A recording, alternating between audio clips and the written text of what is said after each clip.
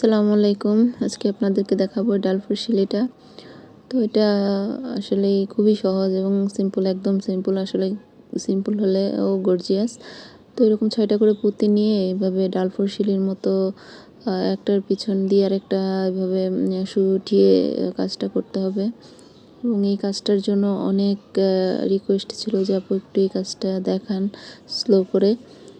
তো আপনারা যদি এই কাজটা একটু খেয়াল করে দেখেন, একদম ইজি এবং খুবই সহজ এবং খুবই ভালো লাগে। এটা যে কোনো বোরকা কিংবা হিজাবের বর্ডার লাইনে এই সেলাইটা দিলে আসলে লুকটাই চেঞ্জ হয়ে যায়।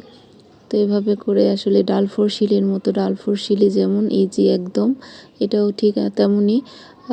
আপনার পুঁতি দিয়ে বা কেউ ক্রিস্টাল দিয়ে চাইলে এটা করতে পারেন। তো আমি পুঁতির সাথে একটা করে ক্রিস্টাল মাঝখানে এই কাজটা করছি।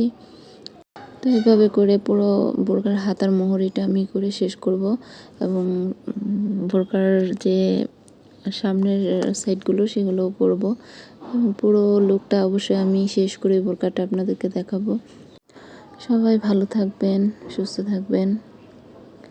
আল্লাহ হাফিজ।